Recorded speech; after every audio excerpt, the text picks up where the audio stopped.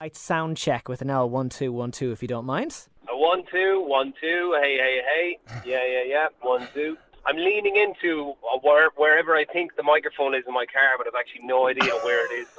I'm just leaning forward in this random spot in my car. Just make sure you're safe. That's the most important thing. Keep your eyes on the road. 10 and 2. 10 and 2. Okay. The last thing I want to do is be on the news that I got you into an accident. That's something I don't want to have on my conscience, Barry. You're too talented for the world to lose you. I'm broken. Joining me now is none other than Barry Murphy from Hermitage Green. How are you doing, brother? I'm good, Adam. How are you? I'm fantastic. You're out and about. I am on the road to Marley Park to see the Red Hot Chili Peppers tonight. Oh.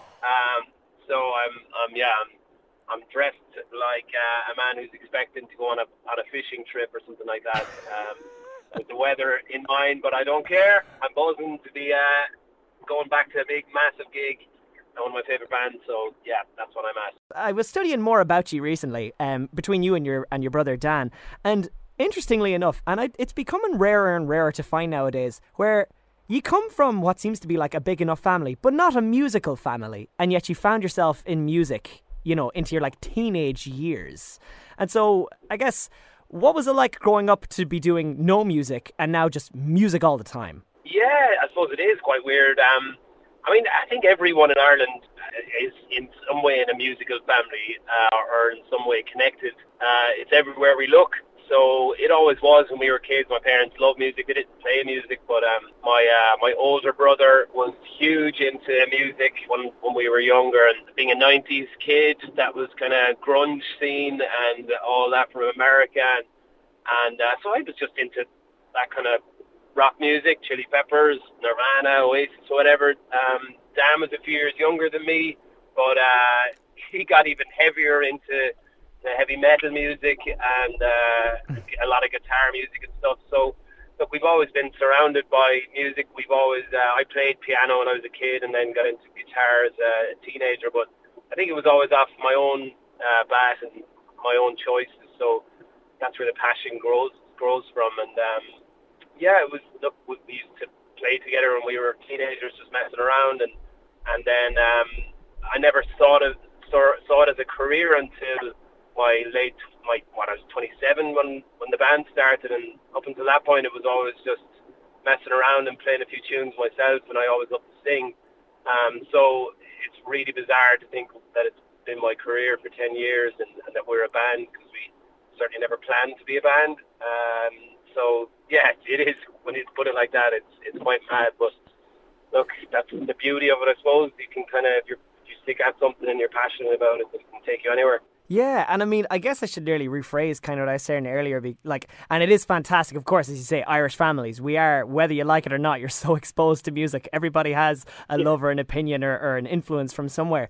But yeah, it's just so interesting how like your music career started at a different pace where nowadays it seems like it just seems to be getting younger and younger and younger. I mean, we're featuring kids on the show here from 15 years of age and they're bringing out like heavily produced songs. It's crazy. So, I mean, it is fantastic to hear that like just by messing around with a couple of mates, suddenly you're in a 10-year long career where you're like headlining events and doing festivals and everything. So what is it like playing with just a bunch of best friends?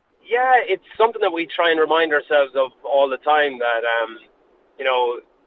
sliding doors moments in life where I was out for a walk one night with one of the lads, Dara, who is in the band, and we live next door to each other. And I mean, even how we met was I saw him one day getting into his car and he had a banjo and I had a guitar, and we got chatting and we just started playing a few tunes together. And then we went for a walk a few months later and we bumped into my brother Dan and his friend Dara, who were literally coming around the corner, and we got chatting and went for a pint, and we just said, look, it was a recession time in Limerick, so it was kind of, there wasn't a huge amount going on. It was there was a bit of a kill buzz around the place, so we just got into a pub. My older brother has a pub. We went in there and started playing tunes, and as I said, never planned on being a band, but something clicked or something magic happened, probably from the tough times that we were all going through. And of course, I think the lads are incredibly talented, so that helped when they started writing songs and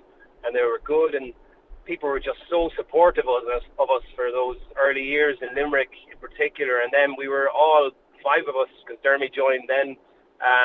We just had a lust for life and travelling, and we were all in a place in our life that we could throw everything at it and just get on the road. We went straight to Australia after a few months and did 6 weeks down there, went to the States, and we were like sleeping on people's couches and just having as much crack as we possibly could. And I think Irish people who had to leave Ireland at that time for jobs and stuff were so grateful that they were getting a bit of taste of home. And I think that all just blended into one, and then it kicked us on to inspire us, I suppose. And we still were trying to remind ourselves of that and try and tour as much. And it's funny when you're on a big stage, or you can get lost sometimes and looking out at a big audience, but we'll always try and pull together at a moment in a gig in the middle of the stage and look at each other and go, just have a laugh at how mad it all is. So, yeah. But back to your initial point about how the young people coming out, I'm the same as you, man. That blows my mind. And I think COVID has even shown how, you force people into their rooms to do nothing for a few years, and the talent that I'm seeing around the country now, it's vocalists in particular. I think people who just spend a lot of time singing in their room and songwriting, and as you said, the production that people are able to do themselves now is incredible. So look, every cloud, I suppose, and that's one positive of COVID, that the artists that we're seeing come out the other side. That's it. I couldn't agree more. Like, honestly, the talent seems to be it's never ending. And as you say, it's nearly when you eliminate the distractions and then suddenly we get all of our talent to just sit down in their own headspace and be like, oh, I do want to do music. Suddenly we're seeing an influx of amazing talent, and it's great. It is fantastic. Yeah. As you say, silver lining. I love the origin story of Hermitage Green. It sounds like you have such amazing crack from like just even being on tour, like in transit to these gigs and then at the gigs themselves. And for anybody who hasn't seen it, I saw the picture and I fell in love right away. It's the one of all of ye in the ocean with like a couch and a fishing rod and a lamp and everything. Like, what inspired you to just get, indoor furniture and bring it out into the ocean and just sit in it for a few pictures? That's me. I love that side of it, the photograph side and the video side of things. And that's on a beach in County Clare called Kilkee. It's one of my favourite places in the world. So I was down there sitting on the beach one day, and I was like, that'll be cool. It's we did a video down there just before that, and I was like, it would be great if we took a photo. My mother was thrown out at a kitchen table and a few lamps and a few chairs at the time. She was upgrading, so we took them down, and look, that's what it's all about. I think you gotta enjoy. Photo shoots can be so tedious if they're not a bit of crack. It's just not worth it, in my opinion. So I find it so weird. So when you have to like pose for a photo, it's like, so we might as well make it a bit uncomfortable to get in the water and have a bit of crack with it. So, that's definitely the best cure for, I feel a little awkward in front of photos. Well, let me throw you, knee deep in the ocean and we'll take it from there. Yeah. You really are the whole package. Not only do you love all different genres of sound and music, and between banjos and drums and bowron and everything, and even now visually you seem to love going outside of the box and having a bit of fun with everything. So let's talk about having the fun on the road, because we'll talk about Folly Fest in just a second, but you're back over to America and Canada in August. How are you feeling? Yeah, I can't wait. Look, it's been 3 years obviously without touring, and that's one of our favourite places to go. So we're starting in Chicago in mid-August, and then another place called Galva outside Chicago, and then New York, Boston, Toronto, and all the kind of greater Ontario area. So yeah, look, it's intense these days where we can't go sleeping on people's couches for 12 weeks because we've families and stuff like that. So it's 12 days, 12 gigs crammed in. And look, we've always prided ourselves on not just being a band that rocks into a city and gets out of there straight away, that we like to fester in places for a while and take in as much of the culture as we possibly can. So it'd be a bit harder on these trips, but we've met a lot of friends along the way in all these towns and cities, so we'll definitely be having a bit of fun. But just in terms of the 5 of us getting in a van and driving and getting on the road, we can't wait for that, and to bring our new music to that part of the world where we haven't played our new album before. that's also brings its own bit of excitement. So yeah, it's a huge part of what we do is touring and our live shows. So just so happy to be able to get back and do it. Yeah, take the cobwebs off. And is that High Generation that you're talking about, the album? Exactly, yeah. So it came out September last year, so obviously haven't had a huge amount of time to tour it, and none internationally, so we're kind of still doing that. And it is a fantastic album, Barry. It's so good. I can't help but notice like what it looks like, what you do on stage, and then like because you'd think it'd be just kind of like this amazing energy, just like top to finish, and you do bring that energy into the song. But when you want to, you can control it, and I think that's such a powerful weapon to have. That like you can deliver the wild energy for stage and performance, but then also deliver such a like critically accurate sound and performance. And like going into the album end of things, how is it to record all together as just a bunch of friends? You know, is there a dominant voice in the group, or does everybody just kind of go like, yeah, we'll do this, maybe we'll do that, and it's just like an elimination or like box ticking affair? Oh, it's all of the above. It's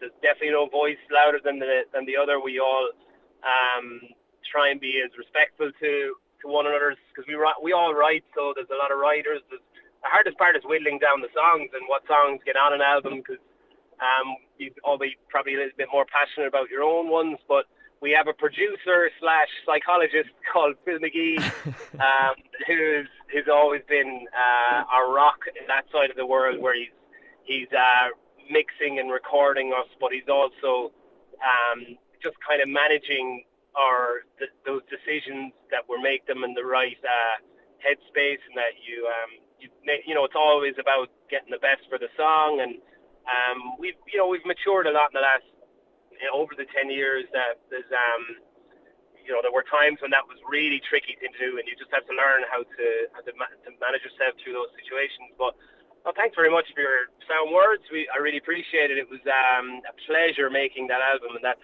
largely down to Phil. And I think the songs were probably our favourite songs that we'd ever written. And I think some of the work that the lads did, some of the songs that Dan and Griff wrote, I love them, absolutely love them. I listen to them all the time. So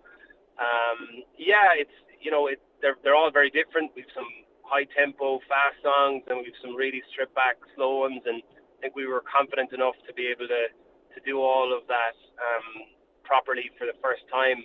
Because as you said, there's a lot in our sound, a lot of different instruments, a lot of voices, and it can be difficult sometimes to kind of know what direction to go in. But I think we got a really nice blend with High Generation, and we're delighted with it. It sounds it. No, absolutely. And blend is the right term as well. Like I don't know how, because it sounds like having 5 people in the studio can be a lot. I mean, there's a lot of bands out there that can do it, but especially when you're all mates, I can imagine there are those. That's why I needed to ask, just kind of like, are there those moments? But it sounds like you have such a good chemistry together.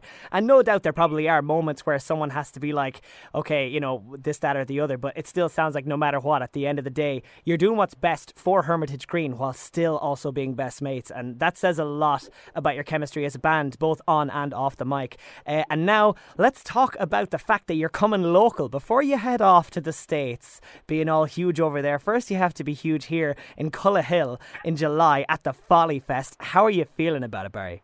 Great. As I said, like to get back playing, touring and playing our own gigs has been incredible, but back playing festivals just brings a whole other energy to live music, and to be sharing the stage with different acts, to have, you know, just the festival vibes. We've done 1 or 2 already this year, and it was like, oh my God, we're back to this, thank God. So we've done the Folly before, before COVID, maybe 5 years ago, and it was brilliant. We had such a lovely night. It's such a beautiful setting with the castle in the background, and you know, we had a great crowd that night and really well looked after. So yeah, look, it's July is packed for us with different festivals. We're over in the UK a lot, but look, it's only a hop, skip, and a jump for us up the road from Limerick to the Folly Fest. So can't wait for it. Really, really can't wait.